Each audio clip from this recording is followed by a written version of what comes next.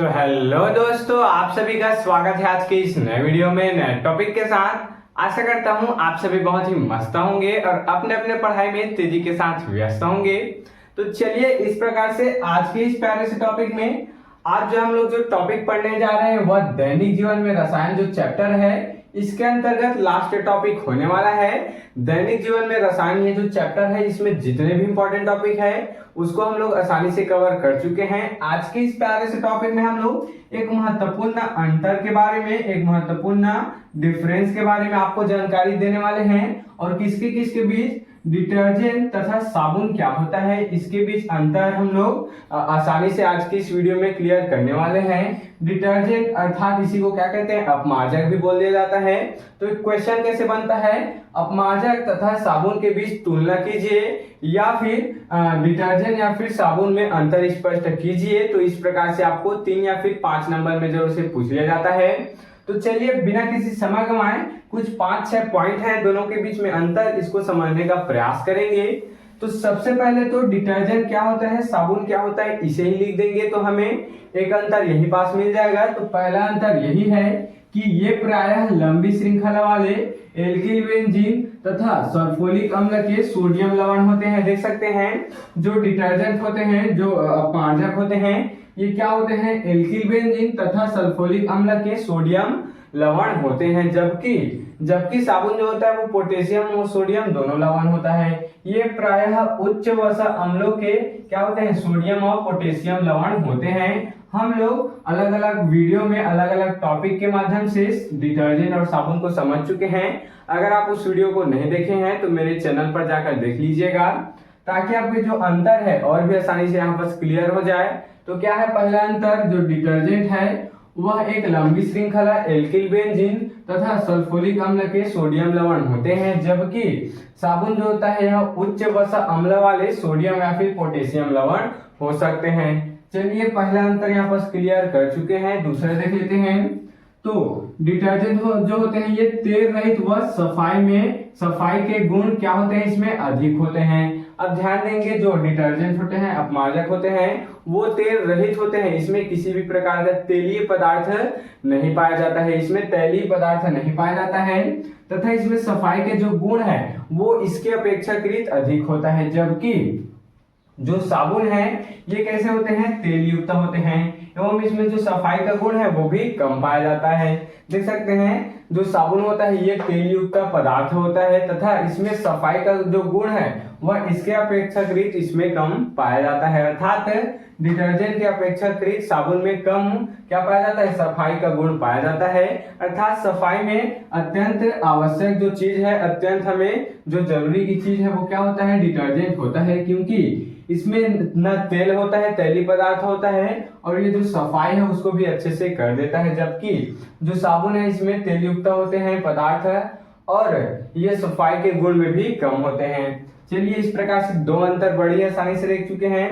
इसी प्रकार से तीसरा देख लेते हैं। तीसरा क्या है, ये कठोर जल में भी कपड़ों को साफ करते हैं। देख सकते हैं जिस जल में लवण मिले होते हैं उस जल में भी ये कपड़ों को क्या कर देते हैं, डिटर्जेंट साफ कर देते हैं। जबकि जो साबुन है ये कठोर जल में कपड़ों को साफ नहीं कर पाते हैं। तो इस प्रकार से 3 अंतर देख चुके हैं। चलिए चौथा देख लेते हैं। चौथा क्या है, इनका जलीय विलयन उदासीन होता है अथवा कोमल वस्त्रों को क्या कर देते हैं, नुकसान नहीं पहुंचाते हैं।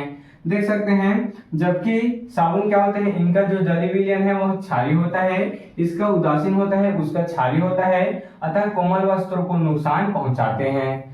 अब ध्यान देंगे दोनों में मेन अंतर क्या है, जो डिटर्जेंट होता है इससे जब हम लोग कपड़ा धोते हैं तो ये वस्त्रों को क्या नहीं पहुंचाते हैं, हानि नहीं पहुंचाते हैं, क्योंकि इसका जो जलीय विलयन होता है वह उदासीन होता है।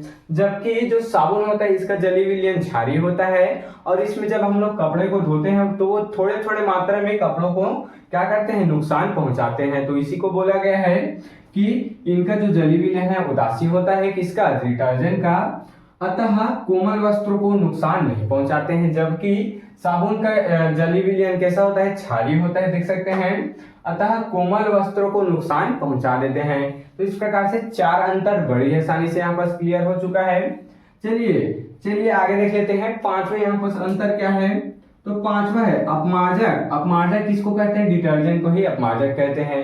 तो डिटर्जेंट या फिर अपमार्जक तालाबों नदियों में प्रदूषण उत्पन्न करता है क्योंकि यह जैव अपघटनीय नहीं होता है, जबकि जो साबुन होता है तालाबों नदियों में प्रदूषण उत्पन्न नहीं करता है क्योंकि ये जैव अपघटनीय होता है। अब इन दोनों लाइन से क्या हमको मतलब समझ में आ रहा है, तो ध्यान देंगे। जो डिटर्जेंट होता है इसका अगर हम लोग तालाब में नदी में उपयोग कर देते हैं तो इसको खाने वाले सूक्ष्म जीव नहीं होते हैं, अर्थात इसके जैव अपघटन की उसमें क्रिया नहीं होती है। नदी या फिर तालाब में छोटे छोटे जीव द्वारा उस डिटर्जेंट के छोटे छोटे कणों को अपघटित कर लेना ही क्या कहलाएगा, जैव अपघटन कहलाएगा। तो इसमें जैव अपघटन नहीं होता है, इस कारण इसमें प्रदूषण उत्पन्न हो जाता है। जबकि जब हम लोग साबुन का उपयोग करते हैं नदी या तालाब में तो इसको छोटे छोटे इसके जो झाग होते हैं छोटे छोटे, उसको छोटे छोटे जो जीव होते हैं वो अपघटित कर लेते हैं, उसको खत्म कर देते हैं। इस कारण उसमें जैव अपघटन होता है और इसमें प्रदूषण भी उत्पन्न नहीं होता है। आशा करता हूँ आपको क्लियर हो गया होगा। उसी को तो बोला गया है कि डिटर्जेंट जो होता है अपमार्जक तालाबों नदियों में प्रदूषण उत्पन्न करता है। क्यों उत्पन्न करता है, क्योंकि इसके जो झाग उत्पन्न होते हैं उसको छोटे छोटे जो जीव होते हैं तालाब में उपस्थित वह अपघटित नहीं कर पाते हैं क्योंकि यह जैव अपघटनीय नहीं होता है। उसी को साफ साफ बोला गया है। जबकि साबुन तालाबों नदियों आदि को प्रदूषण उत्पन्न नहीं करता है क्योंकि यह जैव अपघटनीय होता है। इसके द्वारा जो तालाब में झाग उत्पन्न होता है साबुन के द्वारा उसको छोटे छोटे सूक्ष्म जीवाणु द्वारा क्या किया लिया जाता है, अपघटित कर लिया जाता है, नष्ट कर लिया जाता है। इस कारण वो कैसा होता है, जैव अपघटनीय होता है। चलिए आशा करता हूँ पांचवा भी आपको क्लियर हो गया होगा। अब लास्ट और छठवां अंतर देख लेते हैं। तो डिटर्जेंट में आर्द्रता का गुण अधिक होता है जबकि अपेक्षाकृत साबुन में आर्द्रता का गुण क्या होता है, कम होता है। आर्द्रता क्या है, कोमल होने की क्षमता मान सकते हैं। तो साबुन में डिटर्जेंट के अपेक्षाकृत क्या होता है, कम आर्द्रता का गुण होता है। इसमें कम कोमल का गुण पाया जाता है, इसमें अधिक कोमलता का गुण पाया जाता है। तो इस प्रकार से आज के इस प्यारे से और लास्ट टॉपिक में इस चैप्टर के हम लोग क्या समझ चुके हैं, डिटर्जेंट अर्थात अपमार्जक और साबुन के बीच में 6 महत्वपूर्ण अंतर यहाँ पर देख चुके हैं। आप इसके स्क्रीनशॉट यहाँ पर ले सकते हैं। तो आशा करता हूं कि आपके जो टॉपिक है डिटर्जेंट और साबुन दोनों के बीच में आसानी से अंतर क्लियर हो गया होगा।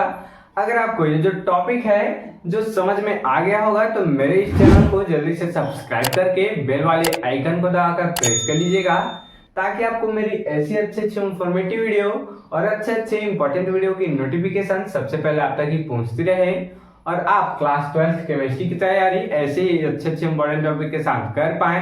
तो चलिए फिर मिलते हैं किसी नेक्स्ट वीडियो में नए टॉपिक के साथ। तब तक के लिए जय हिंद, जय भारत।